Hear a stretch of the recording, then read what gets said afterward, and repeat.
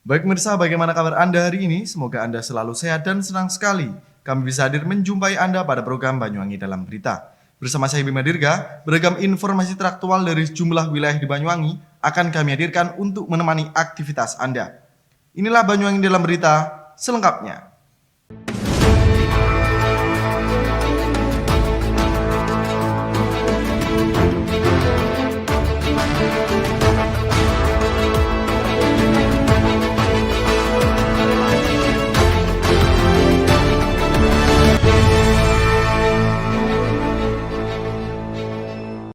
Baik pemirsa, seorang pria yang menginap di salah satu hotel di kawasan Jajak, Kecamatan Gambiran, tewas usai terkena serangan jantung pada Kamis pagi.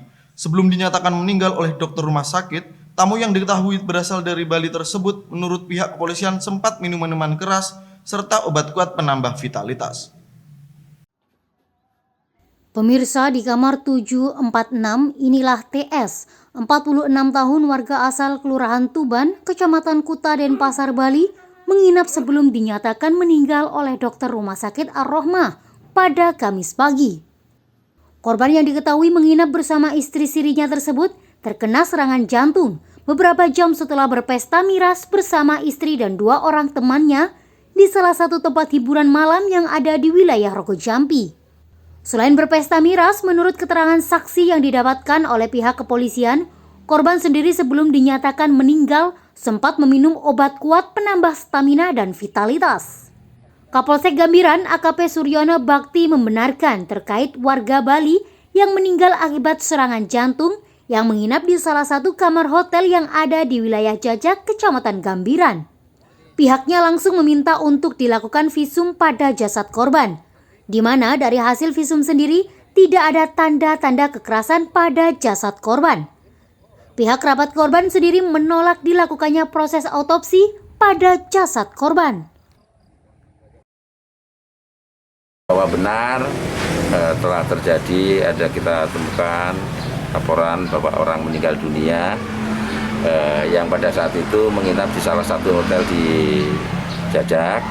Nah, pada saat itu setelah itu dibawa ke rumah sakit Ar-Rohmah. Ya. Sampai di Ar-Rohmah diperiksa sudah keadaan meninggal dunia. Dengan ada kejadian tersebut, pihak kita laksanakan permohonan untuk visum. Visum dari hasil visum keluar tidak ditemukan adanya tanda-tanda kekerasan.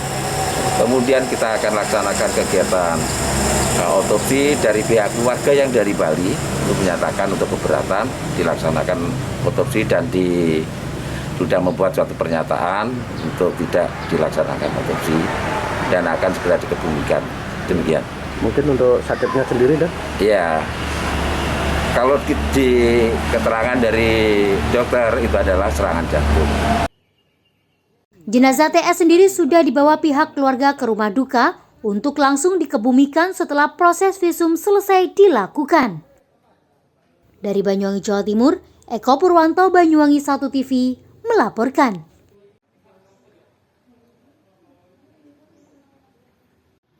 Baik pemirsa, tanah wakaf yang hendak menjadi lahan kubur di Banyuwangi, Jawa Timur diduga diserobot oknum warga yang menjadi tanah SHM. Dengan adanya hal tersebut, sontak menjadi polemik yang tidak berujung. Pemirsa, tanah wakaf yang hendak menjadi lahan kubur di Kelurahan Taman Baru, Kecamatan Banyuwangi mengalami konflik. Pasalnya tanah yang terletak di petok C612 itu ternyata kini justru berubah menjadi tanah bersertifikat hak milik. Hal itu diketahui sesaat panitia pemakaman hendak membuat sertifikat tanah wakaf di Kelurahan Taman Baru, Kecamatan Banyuwangi. Namun, tanah seluas 4.526 meter persegi itu kini justru berubah menjadi sertifikat tanah milik Suhaimi. Diduga perubahan tersebut terjadi pada tahun 2020 lalu. Dengan adanya perubahan tanah wakaf menjadi SHM tersebut, sontak membuat salah satu ahli waris, Sugeng Krisa Duyanto, untuk terus berupaya dan mempertahankan agar tetap menjadi tanah wakaf. Meski demikian, upaya tersebut justru mengalami kendala. Sugeng yang hendak mengajukan sertifikat tanah wakaf tersebut terkendala pada surat pengantar dari kelurahan. Pasalnya, Lurah Taman Baru Abdurrahman enggan menandatangani persyaratan pengajuan sertifikat tersebut. Pada kesempatan ini, Sugeng mengatakan bahwasanya tanah yang diwakafkan dulu memang tidak ada surat perjanjian. Karena pada zaman dulu tidak ada yang mengetahui tentang proses wakaf. Ini kan ya awalnya ini tanahnya wakaf kubur kan ya, punyanya Penganjuran. Dan dari dulu kan ceritanya sebelum ada Kelurahan Taman Baru, ini dulu masih wilayahnya Penganjuran. Terus ada keinginan dari panitia makam untuk mensertifikat. Pada saat mencari ahli warisnya, siapa ahli warisnya tanah makam ini, itu diarahkan ke pensiunannya kepala urusan pertanahan Kelurahan Penganjuran yang katanya hafal sini. Tapi sama beliau namanya Pak Budi Santoso itu diarahkan tanah makam ini kepunyaan Suhaimi dengan petoknya itu 612. Terus setelah itu kan panitia makam ini minta tanda tangan lah kepada ahli warisnya Suhaimi bahwa tanah wakafnya ini mau disertifikat. Terus di belakang ceritanya itu di belakang panitia makam ahli waris yang dimotori oleh namanya itu Bu Haji Pristiwati itu dari Jember, bekerja sama Pak Budi Santoso ini mau meminta lagi tanah wakaf. Itu sudah dari kapling-kapling mereka itu langsung menguasai itu, namanya orang tua-tua kan datang diusir, itu pohon kelapanya langsung ditebangin, langsung mau bikin perumahan di kapling-kapling udah dijual. Ya, terus setelah itu kan panitia makam ini kan berontak, loh sudah makam kok mau diminta lagi. Nah, kan merasa karena istri saya itu bagian dari ahli warisnya Suhaimi, ya kan, merasa malu. Terus waktu itu sudah diperiksa dengan Kelurahan Penganjuran yang punya kerawangan sama petok, terus disamakan dengan data di rumah itu kok ketemu. Nah, ini tanah ini sudah habis. Tanah ini bukan tanahnya Suhaimi. Terus saya kerjasama dengan itu KOR Pertanahan Penganjuran yang baru kan, nyocok-nyocokan, akan ketemu gambarnya tadi itu Mas. Karena terus akhirnya ketemu bahwa tanah makam itu tanahnya Bu Haji Juwaria. Tadi dipermasalahkan Pak Lurah itu sebenarnya sudah saya kasih informasi. Setelah ada mediasi gini, panitia makam sama seluruh keluarga saya tetap aja nggak ketemu, masih eker-ekeran. Pokoknya itu tetap tanah Mbah. Tahu-tahu pajaknya itu muncul Pak Lurah yang bikin surat keterangan. Kan kalau merubah pajak kan harus pakai surat keterangan. Kan saya protes.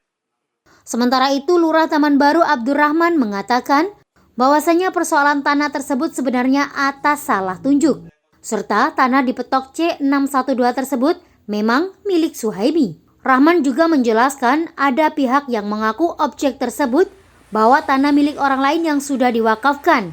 Oleh sebab itu, atas konflik masalah tanah tersebut, pihaknya sudah memfasilitasi sejak lama. Rahman mengaku pihaknya tidak berani bertanda tangan sebelum adanya kejelasan. Lantaran ditakutkan adanya double pengajuan, untuk menguatkannya harus ada tim ukur dari BPN Banyuwangi langsung. Tanah di Taman Baru yang dipermasalahkan ya, yaitu salah tunjuk yang semula berada di petok persil 612, ini ada yang mengklaim itu atas nama Pak Suhaimi ya 612. Kemudian ada pihak lain bahwa itu tanah Bu Juwaria di 192. Namun hal ini sudah kita fasilitasi lama ya, terkait dengan perubahan dari tanah yang sudah ada NOP-nya menjadi fasilitas umum, dan sampai sekarang itu kami mintakan pengukuran ulang ke BPN. Nah ini makanya kami sudah dapat surat dari Bapenda bahwa tanah itu merupakan tanahnya Pak Suhaimi. Karena semua pihak sepakat dulu bahwa tanah tersebut adalah tanah peninggalan Pak Suhaimi. Sehingga muncullah dikembalikan lagi bahwa tanah itu adalah tanah Pak Suhaimi karena tidak pernah diwakafkan menjadi fasilitas umum atau dilepas dan sebagainya. Nah, sehingga ada surat dari Bapenda ya, bahwa tanah itu 612 itu tanah Pak Suhaimi, sehingga muncullah SPPT PTB, sehingga sudah dibayar oleh ahli waris dari pihak Bunihaya. Dari Banyuwangi, Jawa Timur, Tim Liputan Banyuwangi 1 TV melaporkan. Baik pemirsa, kini memperpanjang SIM tidak perlu ribet, apalagi harus mengantri. Lewat aplikasi Sinar yang diluncurkan oleh Polri, memperpanjang SIM cukup dilakukan lewat sentuhan. Hal ini pun disambut baik bagi warga Banyuwangi lantaran kemudahan yang diberikan. Kabar gembira bagi warga Banyuwangi yang surat izin mengemudi atau SIM A dan SIM C yang akan habis masa berlakunya, kini warga tidak perlu ribet, apalagi mengantri di Satpas. Cukup pakai gawai, kini memperpanjang SIM cukup dengan sentuhan. Program Sinar atau SIM Nasional Indonesia Presisi yang diluncurkan pihak kepolisian pada pertengahan April lalu menjadi solusi agar tidak ada lagi antrian ataupun kerumunan saat pengurusan perpanjangan SIM. Warga cukup mendownload aplikasi lewat Play Store dan mengisi form yang sudah ada dalam aplikasi. Dengan aplikasi Sinar, memperpanjang SIM bisa dilakukan dimanapun dan kapanpun. Warga pun tidak perlu bingung karena form yang ada di aplikasi Sinar sama dengan form pengisian saat mengurus perpanjangan SIM di Satpas Prototype. Mulai dari mengisi data diri, jenis SIM yang dipilih, pemeriksaan psikologi, metode pembayaran sampai dengan metode pengiriman ketika SIM sudah dicetak. Jadi kami dari Satlantas Polresta Banyuwangi menjelaskan bahwa Sinar ini merupakan program dari Korlantas Polri yang mana itu caranya untuk mempermudah perpanjangan SIM dari rumah, yang mana aplikasinya bisa di-download di Play Store. Seperti biasa Pak, tetap laksanakan seperti biasa untuk perpanjangan, dia nanti harus tinggal melaksanakan konfirmasi program, yang mana memang prosesnya nanti secara digital dan langsung dari handphone ke pemohon SIM perpanjangan. Ya, semoga masyarakat semakin maju dan bisa mudah untuk mengakses aplikasi SIM ini, jadi masyarakat bisa lebih praktis dan lebih inovatif di kondisi seperti masa pandemi sekarang. Selain mudah, warga merasa aplikasi Sinar cukup menghemat biaya, terutama pengeluaran dari sisi kertas. Selain itu, tidak ada kesulitan yang berarti saat memperpanjang SIM lewat aplikasi Sinar. Untuk saya sendiri kan karena situasi seperti ini, karena ada aplikasi Sinar ini lebih memudahkan untuk kaum yang milenial. Selain lebih irit untuk pengeluaran kertas karena mengurangi biaya, jadi bisa dikerjakan di rumah. Itu hasilnya bisa dibawa ke Satpas terdekat, lebih gampang prosesnya. Kalau kesulitan sih nggak ada, paling cuma masalah sinyal, kadang koneksinya buruk. Dari Banyuwangi, Jawa Timur, Tim Liputan Banyuwangi 1 TV melaporkan. Guna memperingati terbitnya Undang-Undang Nomor 5 Tahun 1960 tentang Peraturan Pokok-Pokok Agraria atau UU-PA ke-61, Badan Pertahanan Nasional Kabupaten Banyuwangi menggelar upacara. Pada kesempatan ini, Bupati Banyuwangi Ibu Fiestiandani memimpin langsung jalannya upacara tersebut. Pemirsa, guna memperingati terbitnya Undang-Undang Nomor 5 Tahun 1960 tentang Peraturan Pokok Agraria atau UU-PA ke-61 pada Jumat pagi 24 September 2021, Badan Pertahanan Nasional Kabupaten Banyuwangi menggelar upacara. Pada saat kegiatan ini berlangsung, upacara peringatan Hari UUPA ke-61 tersebut dipimpin langsung oleh Bupati Banyuwangi, Ipuk Fiestiandani, dan diikuti oleh kepala serta seluruh jajaran kepegawaian BPN Banyuwangi. Usai memimpin jalannya upacara, Bupati Banyuwangi melakukan pemotongan tumpeng secara simbolis yang selanjutnya diberikan kepada Budiono selaku Kepala BPN Banyuwangi. Hal ini dilakukan tak lain sebagai ucap syukur atas adanya peringatan Hari UUPA yang ke-61 tersebut. Sementara itu, Bupati Banyuwangi, Ipuk Fiestiandani mengatakan bahwasanya saat ini pemerintah daerah akan berkomitmen untuk tetap menjaga lahan-lahan abadi bagi pertanian. Dan dengan adanya dukungan dari BPN, nantinya Pemda Banyuwangi bisa lebih kuat dalam melaksanakan tugas tersebut. Selain itu, pada kesempatan peringatan Hari UUPA yang ke-61 ini, Ipuk menegaskan serta bertekad untuk segera menyelesaikan aset-aset Pemda yang masih belum selesai dan ditargetkan selesai pada tahun 2022 mendatang. Ya, ini yang seperti saya sampaikan di festival padi kemarin, kita berkomitmen untuk tetap menjaga lahan abadi persawahan kita. Dan alhamdulillah dengan sinergi antara Pemda dengan BPN ini, mudah-mudahan ikhtiar kita ini bisa diperkuat lagi gitu, dengan dukungan dari BPN. Dan kami berharap juga penyelesaian masalah aset Pemda ini insya Allah dengan kerja keras, sinergi yang baik antara Pemda dan BPN ini insya Allah nanti bisa kita selesaikan sampai tahun 2022. Mudah-mudahan nanti semua aset Pemda sudah tersertifikasi dan untuk keamanan dan fungsinya juga sudah bisa kita manfaatkan untuk aset Pemda. Ya, sedang proses karena kan memang selama ini kami mendorong desa-desa untuk membuat perdes, dan untuk tingkat kabupaten kita sedang proses. Ya, mudah-mudahan dalam waktu dekat ini kita sudah bisa selesaikan untuk perdanya.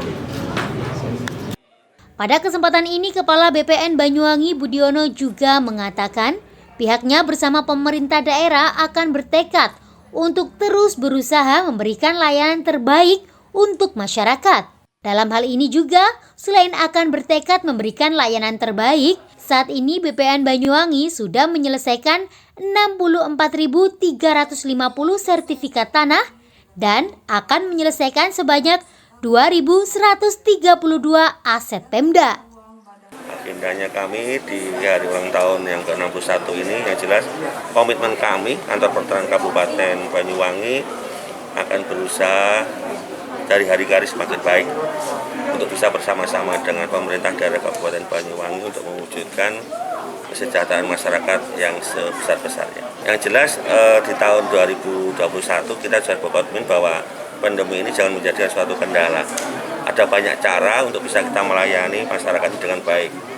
Alhamdulillah di tahun 2021 ini kita sudah bisa menyelesaikan nanti insya Allah 64.350 sertifikat Ibu yang nanti akan bisa kita bagikan bersama. Kemudian juga nanti sudah akan kita selesaikan 2.132 untuk aset Pemda. Dan ini mudah-mudahan ini jumlah yang terbesar di seluruh Indonesia. Terus kemudian juga nanti mengenai Fasos Bu, yang menjadi supervisi daripada KPK ini nanti akan kita selesaikan di tahun ini juga, tahun 2021. Kita sudah berkoordinasi, bersinergi dengan DPUPR di sini untuk bisa menyelesaikan 176 Fasos yang nanti akan menjadi aset Pemda. Seperti tadi yang disampaikan oleh amanah Bapak Menteri, yang jelas disampaikan oleh Ibu Bupati, bahwa kita sebenarnya sudah berkomitmen, dan insya Allah nanti saya yakin dengan Ibu punya komitmen yang sangat kuat mengenai lahan pertanian berkelanjutan. Kami pun juga akan insya Allah kantor pertanian Kabupaten Banyuwangi akan mendukung penuh apa yang disampaikan oleh Ibu Bupati. Dari Banyuwangi, Jawa Timur, Kiki Hidayat, Banyuwangi 1 TV melaporkan. Baik pemirsa, berita tadi sekaligus menutup perjumpaan kita pada kali ini. Dan jangan lupa untuk tetap patuhi protokol kesehatan yakni 3M. Memakai masker, mencuci tangan, dan menjaga jarak. Saya Bima Dirga beserta kerabat kerja yang bertugas pamit undur diri. Tetap jaga kesehatan dan sampai jumpa.